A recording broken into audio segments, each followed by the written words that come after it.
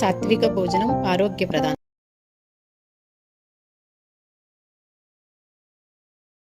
బీకేస్ కిచెన్కి వెల్కమ్. ఇప్పుడు ఆవకాయల సీజన్ కదా, సమ్మర్లో ఆవకాయలు పెడుతున్నాను కదా. ఇప్పుడు నేను కొత్తపల్లి కొబ్బరితోటి పెసరావకాయ పెడుతున్నాను.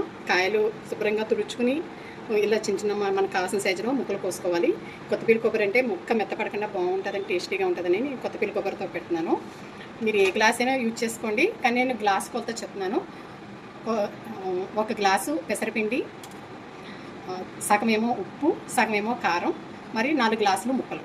ఎందుకంటే పెసరపిండి, కారం, ఉప్పు కలిపి 2 అయింది కదా, 2కి డబల్ వేసుకోవాలి ముక్కలు. అందుకని 4 ఏమో ముక్కలు వేసుకోవాలి, ఒకటేమో ఆయిల్ వేసుకోవాలి. ఈ పెసరపిండి, కారం, ఉప్పు, కొంచెం చిటికి పసుపు వేసి ఇవన్నీ కూడా మంచిగా ఇలాగా మిక్సీ చేసేసుకోండి.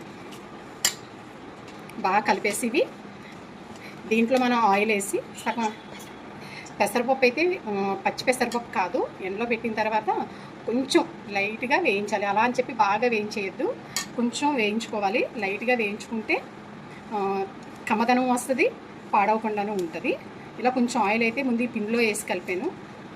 మిగతా సగం ఈ ముక్కలు వేసి మామిడికాయ ముక్కలు వేసి ముక్కల పైన ఆయిల్ వేసి కలిపితే ముక్క మెత్తపడకుండా ఉంటుంది.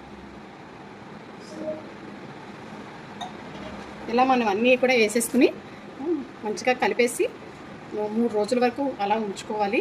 రోజు కూడా ఉదయం ఒకసారి కలుపుకుంటే 3 రోజులు అయిన తర్వాత మంచిగా ముక్క, కారం, ఉప్పు అవన్నీ బాగా పడుతుంది.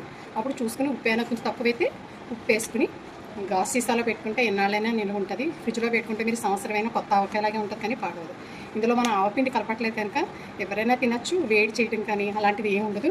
కానీ చాలా టేస్టీగా కూడా ఉంటుంది. దోశలోకి, ఇడ్లీలోకి, అన్నంలోకే కాదు అన్నిటిలో కూడా చాలా చాలా టేస్టీగా ఉంటుంది.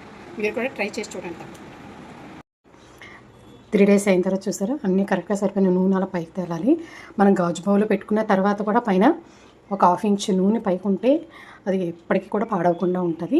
అలాగే మనం వాడుకునేటప్పుడు కూడా తడి వాటి కాకుండా ఒక్కసారి పొయ్యి మీద స్పూన్ అయినా గరిటైనా కానీ పెట్టిన తర్వాత అప్పుడు దాంట్లో పెట్టి తీసుకుంటే కనుక చాలా మంచిగా ఉంటుంది.